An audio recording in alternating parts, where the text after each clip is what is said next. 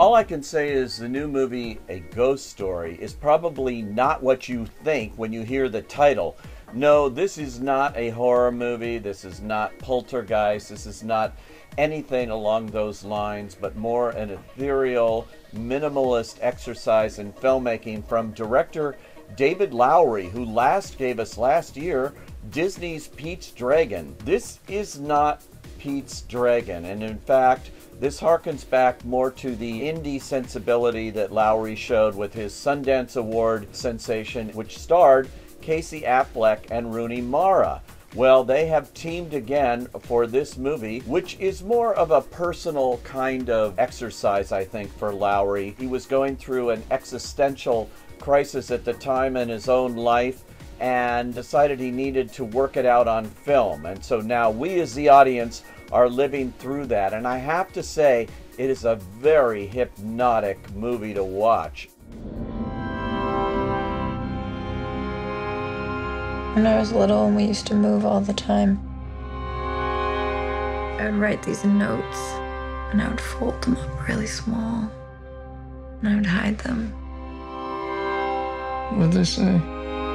They were just like things I wanted to remember, so that if I ever wanted to go back, there'd be a piece of me there waiting. We see the domestic life of a husband and wife, played by Affleck and Mara. They live in a small home in Texas, and they kind of go about their daily lives. We see a few scenes in the beginning of the movie when suddenly Affleck turns up dead in a car accident, actually right out in front of the house, and then turns up in the house in a sheet with two holes for eyes. Looks like a kid's Halloween costume, basically. He is a ghost as he looks upon his wife there, trying to comfort her. Of course, she not aware of his presence in this house as he just peers there, not making much movement. It is really fascinating to see here, and the movie really takes chances. This is not a movie if you're used to slam bang action or typical things from Hollywood filmmaking. This is much more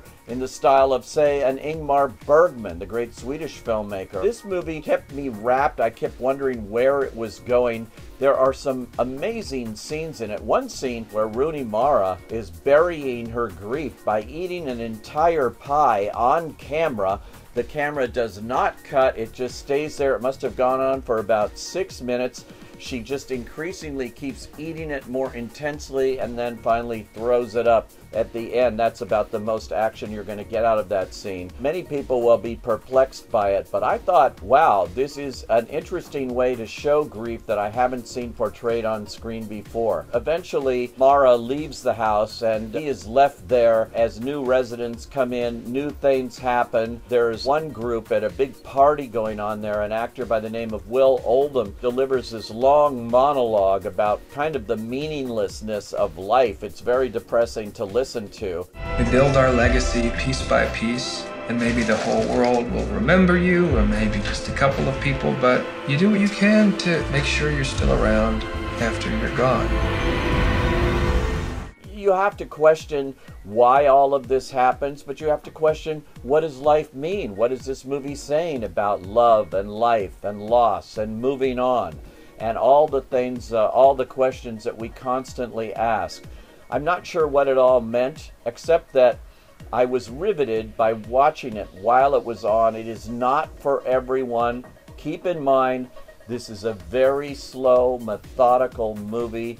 Lowery's working out his own problems, and it's a very interesting way to do it from a director who's certainly showing versatility, if nothing else. I say if you're an adventurous filmgoer, and fans of Casey Affleck, who just won the Oscar for Best Actor, and Rooney Mara, this is definitely something to experience.